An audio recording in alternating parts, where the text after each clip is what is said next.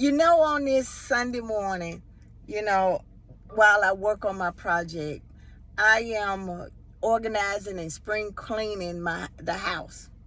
Yes, my house is getting ready to be spring clean.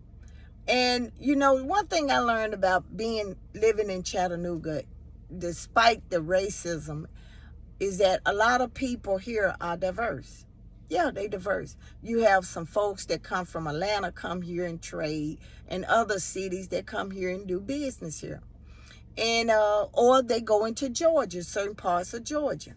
And it's not uncommon here to see an Hispanic man working at a Korean beauty shop selling black hair. Yeah. Or a black woman working in a Korean store as a manager. Yeah. Or you have Koreans with blacks and Koreans with Americans and all these other stuff. So it's not uncommon to see the melting pot. Well, today I had a very interesting conversation with a man who has been here for 20 years. He came from China. His name is Blase. And he works at the flea market. And the sad part about it is that when you go into the flea market, you see so many. It's so different from anything I've been, because you know why? Because you don't have Koreans that act like they better or something, or Hispanics. You have people that when you talk to them, they talk about America, how beautiful America was, how America gave them that opportunity to be whatever they wanted to be, and how they became this, and the struggles that they went through, and all of that. And I had told him, and I said, you know what we're realizing is that we're realizing that racism didn't just go beyond whites, it went across the board. See, we had black folks that was mad because Koreans came into our community and started owning business. Not that we didn't want to own business, but they came in there and they had the myth to believe that when you came from another country and you came over here, that you were given all these millions of dollars and stuff to own business. But in reality, many of them struggled. They came here with nothing, and they built it up to the point where they are now. Did you not know that?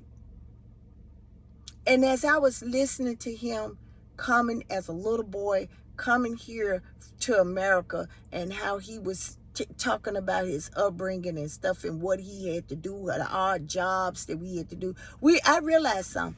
Some of us black folks and some of us Americans wouldn't do it. But see, we all hurting now. We all hurting. He said, you know what? I don't want to go back right now to China, but I will if I have to. America shouldn't be where we are forcing our great, talented people to leave. Rather, if they're cutting our grass, to picking our fruit, to struggling to be whoever they want to be. But see, America is envious too. Because white America do not want to see brown minorities make it. It was all right when a few of us made it, but now a lot of us are making it. A lot of us are becoming entrepreneurs. A lot of us are innovating technology and all that other stuff. A lot of us is coming out to be millionaires and social media people and hardworking people that, you know what? It's not about living across the next door to somebody or having a job, or better yet, just being here. Your lifestyle is very intimidating, because you know what? How could it be that a minority come here with nothing, being stereotyped, and able to live a comfortable life here? That's what it's for. See, one thing about it, if you start talking, see, you know what? It was something that Korean man from China said that was so important. He said, you know what? If this ain't taught us anything, We need to reunite with our brothers and sisters. Oh, come on now. Don't you say, oh, Samantha, now they want to be friends with. Because I'm going to tell you something. It's some folks in your family that you have cut off, and then years later, you reconnect with them and you say, you know what, I think I want to reunite. I want to reinvent myself to know my family and in a deeper level. Come on now. Come on.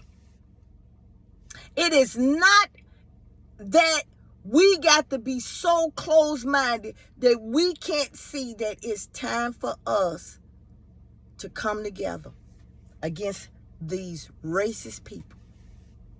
See, I'm going to tell you something about the world. And you know what, and I tell you about it. You know, when, and you brown people.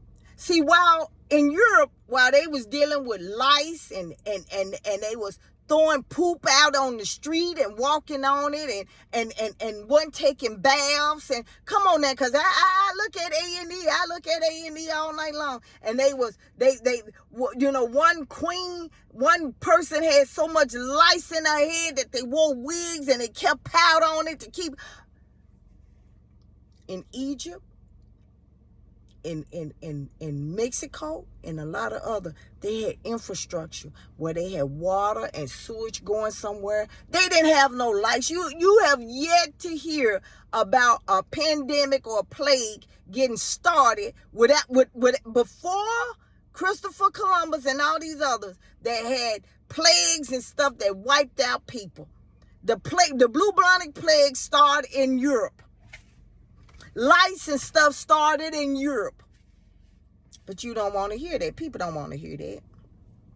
And I'm going to tell you something. For those of y'all who think that racism is still all about black, you got to realize something.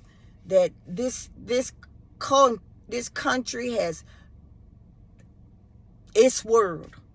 You see white women with black men with biracial children. You see Korean men dating black women. You see Korean men dating come on now. You see Korean women dating black men. You see the more Korean men dating black women than ever before. You're seeing Hispanic, you know, we can relate now. You seeing Hispanics, you seeing Indians, you seeing other folks getting into our culture. So it's no longer about, you know what, one race. This is about people, you know, y'all generation, you know, this new generation, y'all can make a major impact in history. Because you know why? Because y'all love across the borders.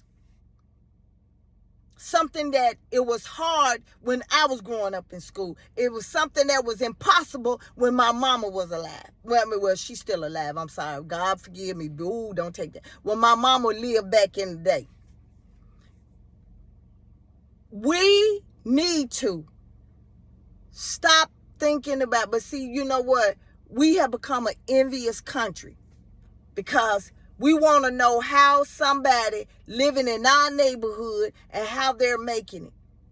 Or better yet, they look happy. Or better yet, they driving something that we wish we could have. How could so-and-so be living like this and this is all she ain't got no job better than me? See, we got to become bigger than that. We got to come better than that. And for once in our life, we got to stop sitting here thinking that it's all about one race that helps the society. It's not just black people money that helps society. It's all our money. And for those of you who were sitting here waiting on transparency, well, Trump is showing it to you. Every time he go buy something on taxpayers' dollar, he's showing you that where transparency is, and it's going toward him. We need to stop sitting here thinking that, you know what, that one race can save the country or that we gonna overlook it. It's affecting all of us. And one thing I'm gonna say this, and then I'm gonna end this, is this right here. Brown folks are used to struggle. Minorities are used to struggling. White folks ain't.